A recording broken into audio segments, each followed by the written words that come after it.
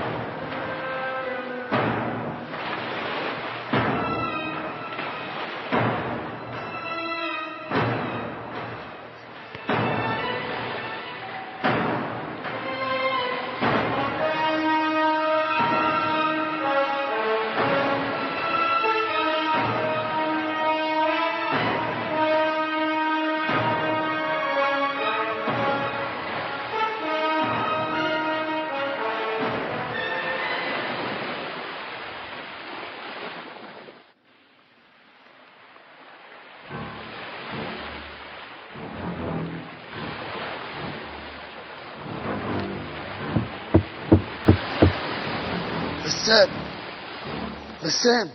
ايوه، في حد حواليك؟ لا اطمن، كلهم بيتعشوا.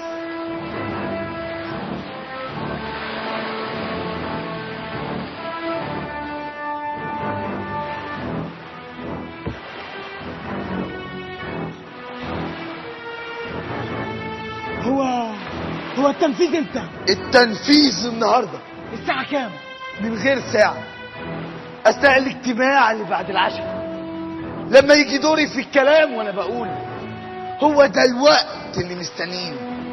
هي دي إشارة البدء بتاعتك، فاهم؟ تمام. طب هو اللورد يعرف إن ميعاد تنفيذ الانقلاب النهارده؟ يا غبي، اللورد هو اللي حط الخطة. خلاص ما تخافش، أنت اللي هتبقى القبطان النهارده. الكابتن ميشيل هو قبطان السفينة. أنا مستنيك تنجح. أخبار بقية البحارة إيه؟ طب طلعني من البرميل. يونس انصع، لكن بولس احتمال. حاول تقنعه يرجع لزمن القرصنة. احاول، ولو انه مبسوط كده. والركاب المدام بتقول لي هخططها، ورعوس تقريبا مستحيل. ما تتكلمش تاني مع المدام، اللورد سام هو اللي بيتفاهم معاه. حاضر، هروح انا اتعشى علشان محدش ياخد باله. طيب مش هتتعشوا؟ ايه؟ بقول مش هتتعشوا. هو انت يا لورد؟ ايوه يا مشيل، بس كان ممكن يكون اي حد تاني. لا ما احنا خلاص خلصنا كلام. كويس، خلاص روح انت.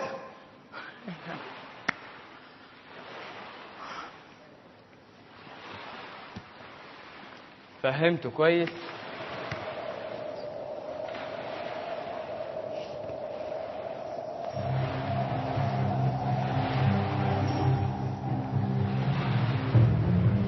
ما تقلقش، انت النهاردة لازم تعتمد على نفسك.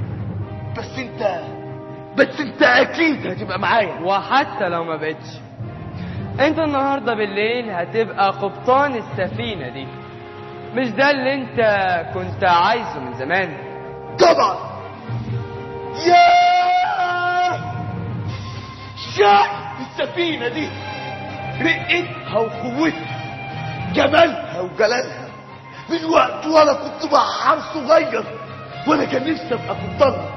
غصب عنه النهارده وهكون، ما دام مرضيش يديني المكان بمزاجه. النهارده الكابتن انطون هيعرف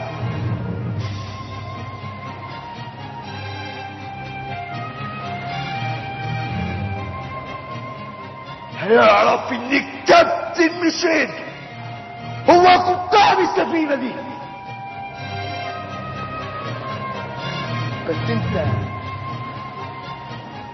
بس انت اكيد هتبقى معايا، مش هتسيبني.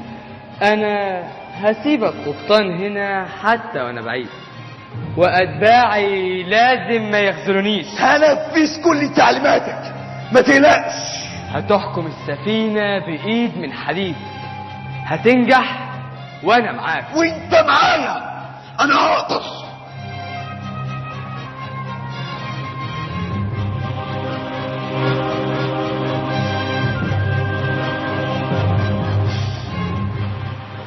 طيب روح انت دلوقتي علشان محدش يلاحظ غيابك. حاضر يا لورد.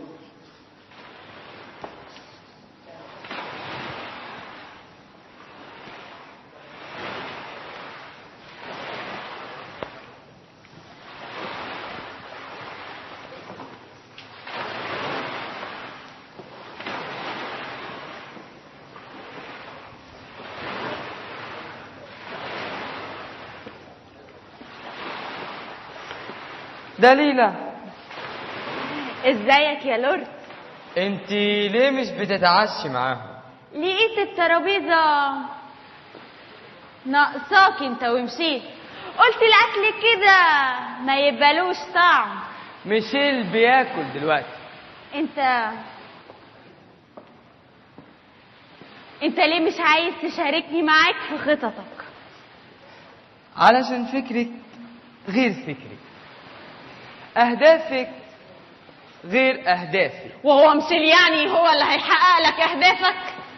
لا طبعا، ميشيل ده يا دوبك هيبدأ التوتر، هيخلخل التوازن، لكنه ما يقدرش يكمل خطة.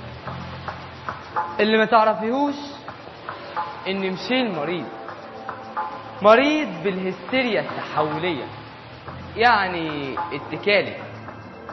واول ما يبقى مسؤول عن حاجة تظهر عليه اعراض الهستيريا علشان تعفيه من المسؤولية.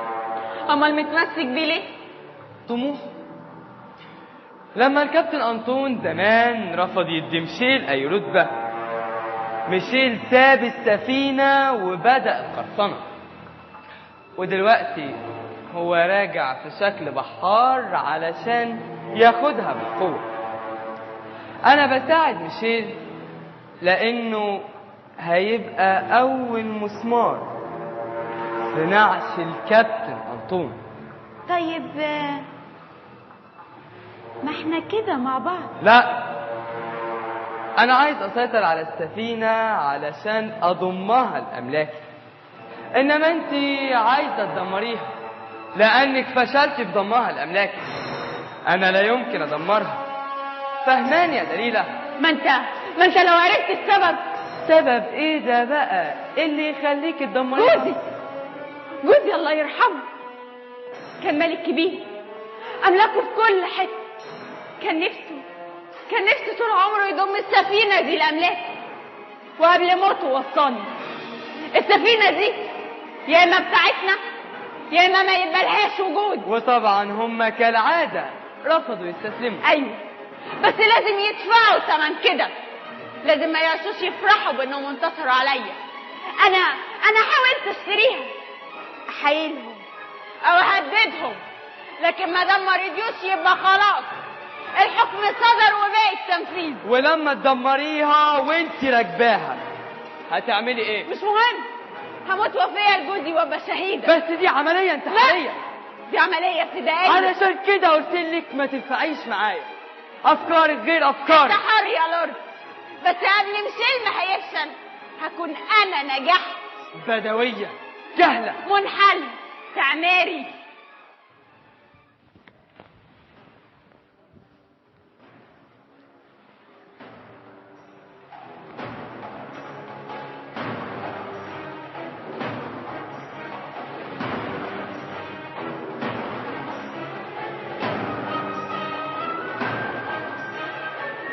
هسيطر عليكي يعني هسيطر عليكي، هضمك لأملاكي يعني هضمك لأملاكي، وإن ما حصلش هدمرك ولو حتى هموت جواكي.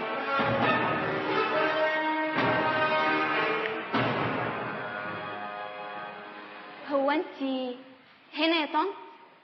راوس تعالي يا راوس، تعالي يا حبيبتي. انتي برضو مستنية الاجتماع؟ ايه؟ ادينا مستنيين الكابتن انطون على ما يجي. مجيته دي دلوقتي تساوي كتير. ايوه يا طنط، دايما بيني وبين نفسي بشكر الملك على انه سلم سفينته لواحد حكيم زي الكابتن انطون. انا شايفه انك بتحترميه جدا جدا يا طنط. ده جابني من بلادي البعيدة وضمني للسفينة علشان اوصل معاه للارض الجديدة. علشان كده ايوه، راوس اصلا مش من اهل السفينة، ولولا سفرية الكابتن انطون المتميزة لبلادي البعيدة ما كناش عرفناها. ومالك بتتكلمي بحماس كده قوي؟ طبعا انا عرفت الملك من خلال الكابتن انطون، حبيت السفينة، انضميت لرحلة الوصول للارض الجديدة من خلاله.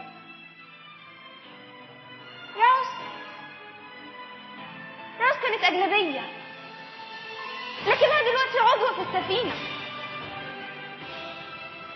طيب يا ريت يا راوس يا حبيبتي تحاولي تفهمي الكلام اللي انا عايزه اقوله لك. اتكلمي يا طنط وانا هحاول افهم. انا شايفه ان السفينه دي جميله قوي وعظيمه، بس انتي لحظه. ايه؟ تعالي يا راوس يا حبيبتي نتكلم في حته هاديه. المكان هنا دلوقتي هيبقى زحمه ومش هنعرف نتكلم.